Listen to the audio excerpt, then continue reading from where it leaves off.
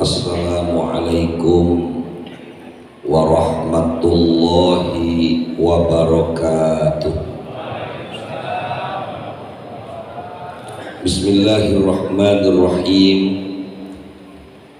Alhamdulillah alladzi an'ama 'alaina bi ni'matis sihhati was salamati li taatillah.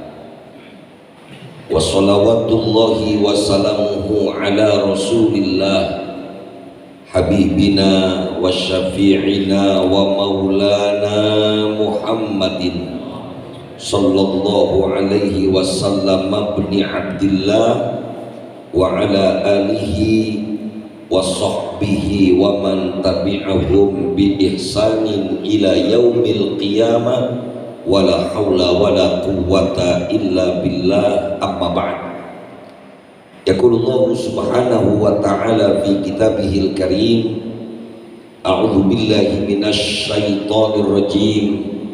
Bismillahirrahmanirrahim. Wa idza ra'aw tijaratan aw lahwan faddu ilaiha wa tarakuka qa'iman. Qul ma indallahi khairum minal lahwi wa minat tijarah wallahu khairur raziqin. Sadaqallahu maulana al-azim wallahu a'lamu bimuradi.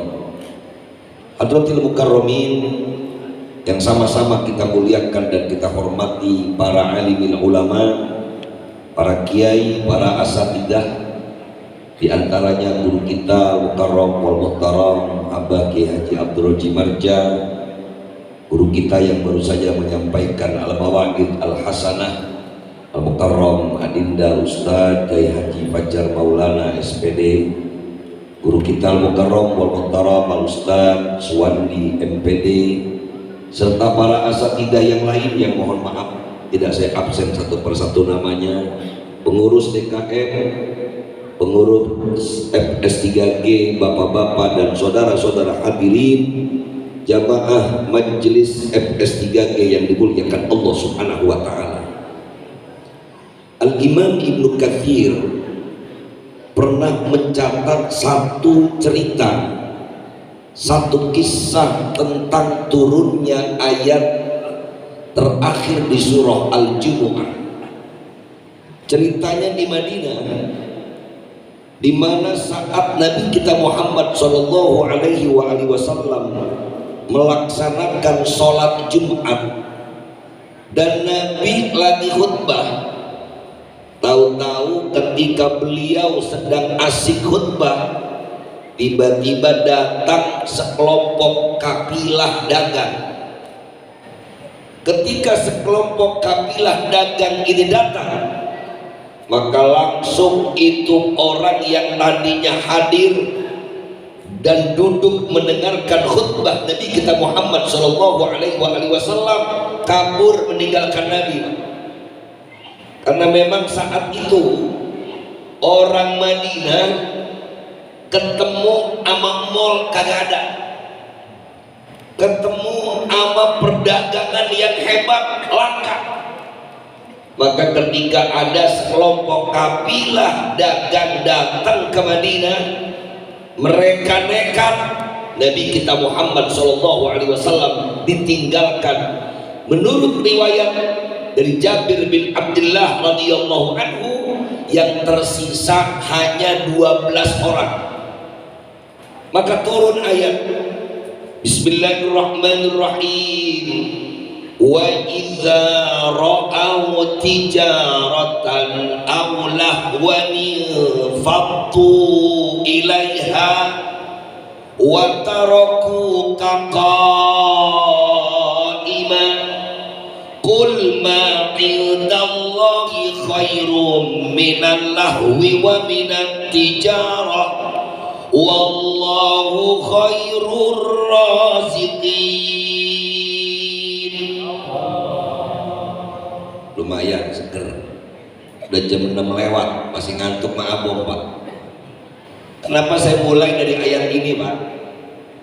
Di zaman Rasulullah Shallallahu Alaihi Wasallam saat Nabi di Madinah, padahal terkenal ketika Rasulullah sudah hijrah ke Madinah, Nabi berhasil menjadikan masyarakat Madani yang notabene para sahabat kala itu sudah cukup kuat karena udah sholat. Kami bayangkan mereka yang sudah kuat keimanannya, yang notabene berjumpa dengan Rasulullah SAW, cuman gara-gara ada orang dagang, Nabi lagi khutbah mereka tinggalkan. Maka kalimatnya wa idza ra'au tijarah, ketika mereka melihat perniagaan au lahwan ataupun kehidupan dunia yang sia-sia, infaqtu ilaiha. Mana infaqtu kalau bahasa Betawinya tegreg-greg. Tahu tegreg-greg? Tergesa-gesa, terburu-buru, ilaiha kepada tijarah, watarokuka, dan mereka meninggalkan engkau ya Muhammad qaiman, dalam keadaan berdiri menyampaikan khutbah. Ini menunjukkan bahwa kalau saja di Madinah sahabat yang notabene imannya kuat, ketika digoda sama urusan dunia masih kabur juga ninggalin Nabi. Apalagi hari ini Pak, maka wajib reorientasi niat. Ketika kita niatnya kadang-kadang li ajli dunia, orang ngajar niatnya dunia, ada nggak orang ngajar ngaji niatnya dunia? Ada. Orang ceramah niatnya dunia, ada. Mudah-mudahan nggak ada usaha FS3G Pak. Sampai ada bahasa gua kalau nggak diamplopin sekian gua gak datang. Pokoknya gua kalau nggak dikasih yang anu gua nggak anu. Lihat di dunia atau apapun orientasinya salah, ini maknanya watarakuka qaimah, maka dijawab oleh Allah Subhanahu wa taala, qul, katakan ya asyrafal khalqi, katakan ya Muhammad, katakan ya Rasulullah, ma indallah khairun minal lahwi wa minat tijarah.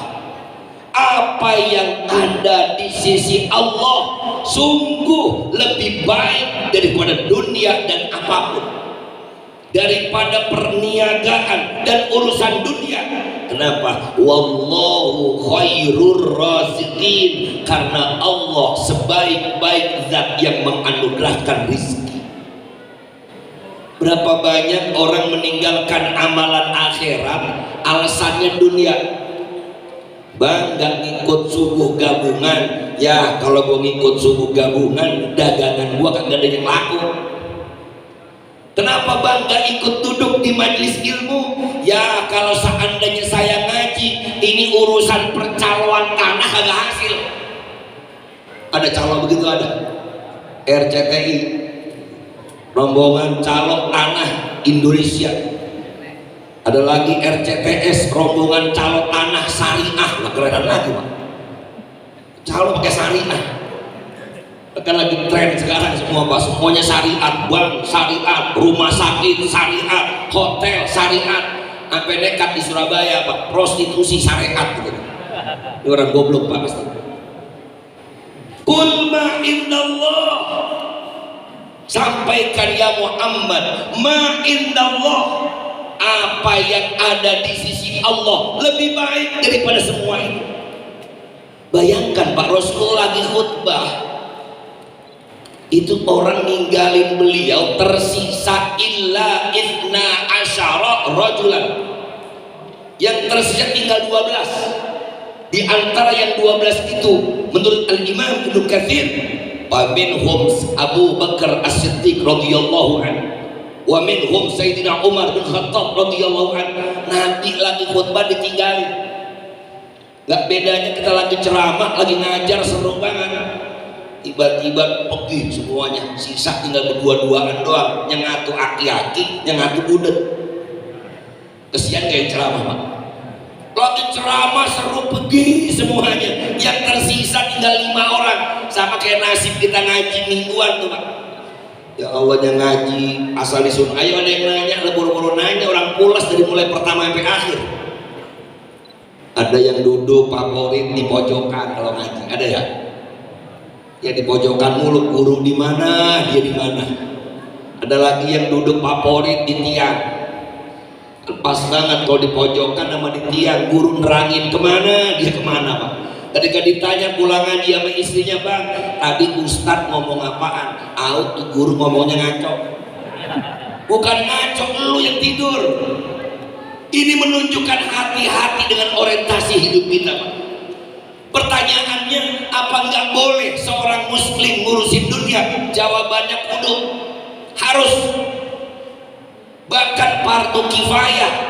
Kalau nggak ada orang yang ngurusin dunia, lah kita mau nyari duit kemana buat bangun masjid? Kalau nggak ada orang kaya, bagaimana nasib orang-orang miskin? Tapi jangan lupa jaga niatmu. Ustadz, saya mau jadi politisi, boleh gak? Silakan. Malah kudu ada yang jadi politisi Pak. Nah, kalau kita nggak ada yang mau jadi politisi, yang ngurusin orang-orang yang nggak mikirin umat Islam, yang orientasinya dunia, habis acak-acakan kita Pak. Saya termasuk beberapa tokoh seringkali membuat legislasi hukum Islam. Beberapa kawan-kawan forum doktor syariah itu sering bikin rancangan legislasi hukum Islam. Bagaimana fikih, bagaimana hukum Islam bisa jadi undang-undang. Kita godok di kampus. Tapi kalaupun kemudian menjadi rancangan legislasi hukum Islam, nyampe di DPR, nyampe di DPRD, kalau yang ada di sono bukan rombongan kita, maka percayalah rancangan itu akan mentah.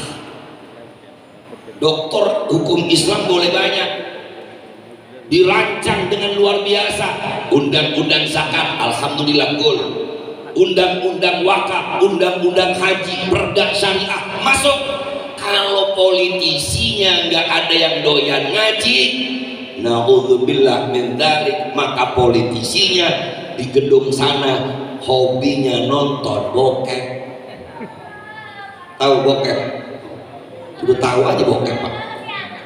Film gelap, bener film gelap, film buram.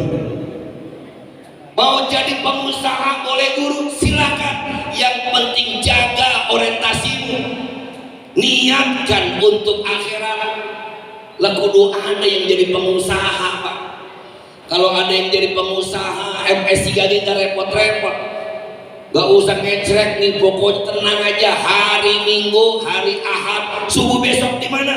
Nomor rekening, tenang, tinggal transfer 20 juta.